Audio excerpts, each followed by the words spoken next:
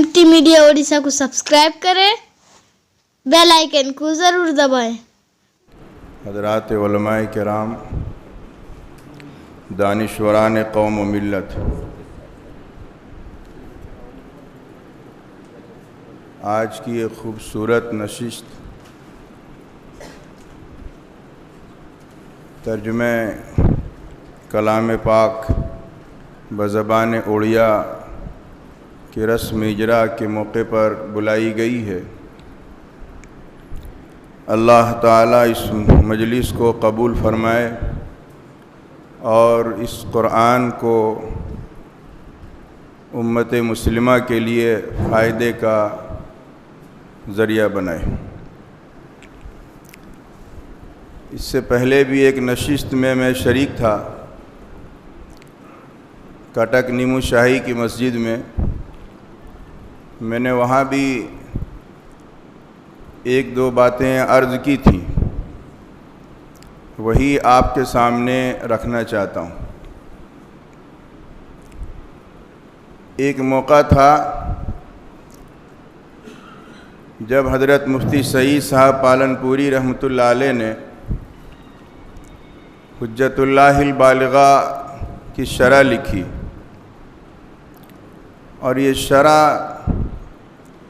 जब बड़े बड़े लोगों तक पहुँची, हज़रत मौलाना अली मियाँ नदवी रहमतुल्लाह अलैह ने उस पर एक जुमला इरशाद फरमाया था कि हुज्जतुल्लाहिल बालिगा की तशरीह करना और तशरीह का हक़ अदा करना ये उलमाए देवबंद के ऊपर कर्ज़ था। हज़रत मुफ्ती सईद साहब पालनपुरी रहमतुल्लाह अलैह ने पूरे उलमाए देवबंद की जमात की तरफ से इस कर्ज़ को अदा किया।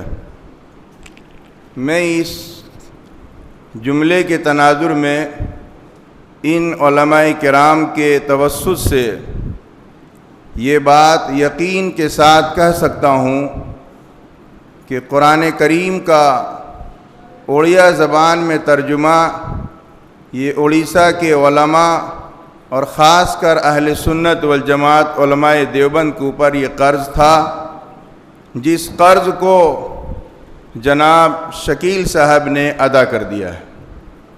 अल्लाह ताला इन्हें बेहतर से बेहतर बदला अता फरमाए।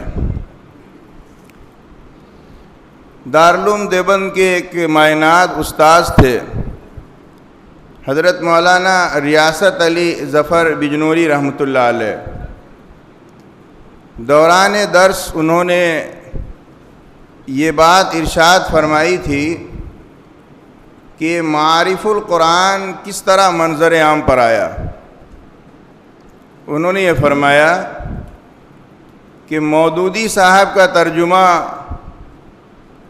इस मुल्क में बहुत आम हो चुका था,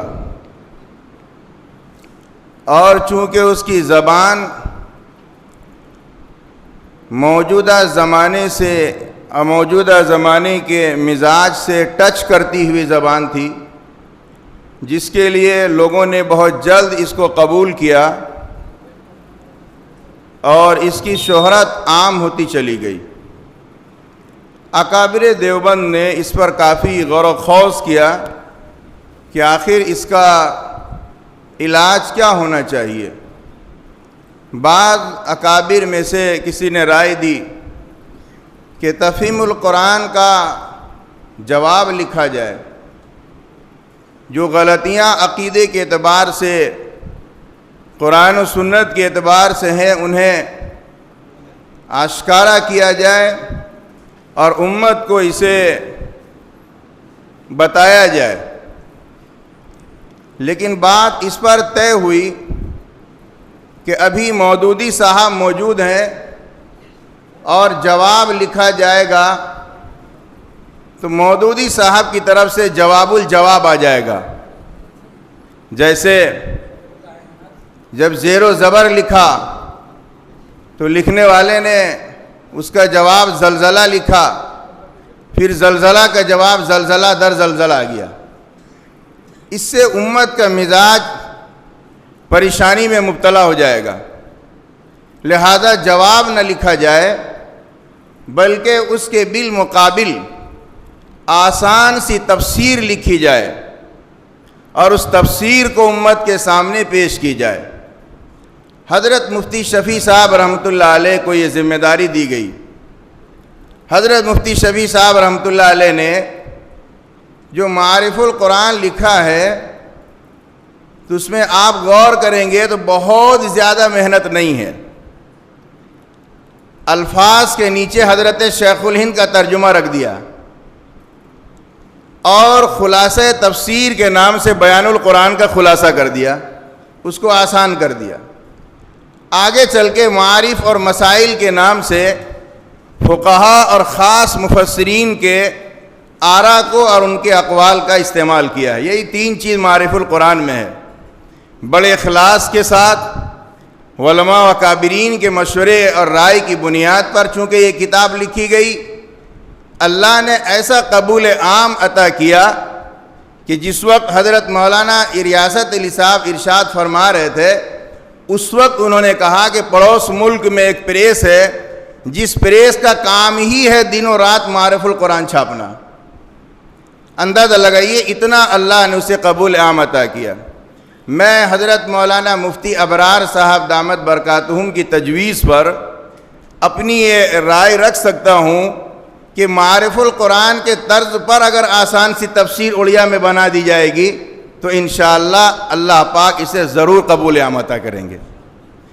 قرآن کریم کا ترجمہ علامہ عثمان معروفی رحمۃ اللہ علیہ نے جس طرح ایک عالمی تاریخ میں لکھا ہے، سب سے پہلے فرانسیسی زبان میں اس کا ترجمہ کیا گیا۔ اس ملک میں شاہ صاحب رحمۃ اللہ علیہ نے فتح الرحمان کے نام سے فارسی میں کیا اور ترجمہ ہوتے چلے گئے۔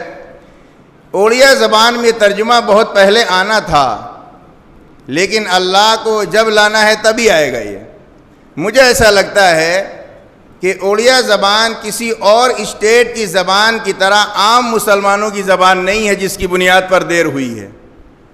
جس طرح گجراتی، اگر دو گجراتی بیٹھ جائیں نا تو گجراتی میں بولیں گے، وہ دو بنگال کے علماء اگر بیٹھ جائیں تو بنگلئی میں بات کریں گے وہ، یعنی گویا کہ بنگلہ زبان اتنا عام ہے ان کے یہاں، گجراتی زبان گجرات میں اتنا عام ہے، اس بنیاد پر وہاں یہ ترجمہ بہت جلد آ گیا۔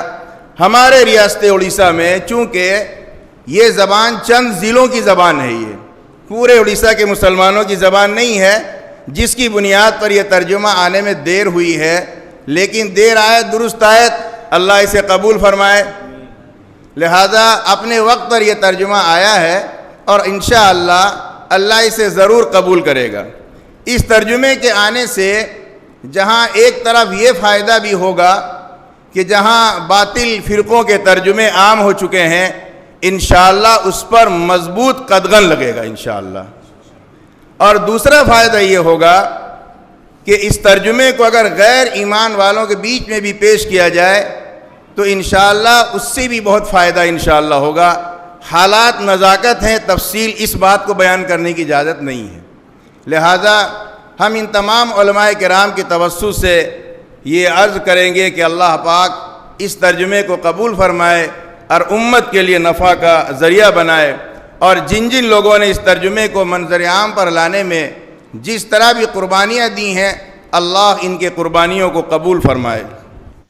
اگر ویڈیو اچھی لگی تو لائک کریں اور تمام دوستوں کو شیئر کریں۔ شکریہ۔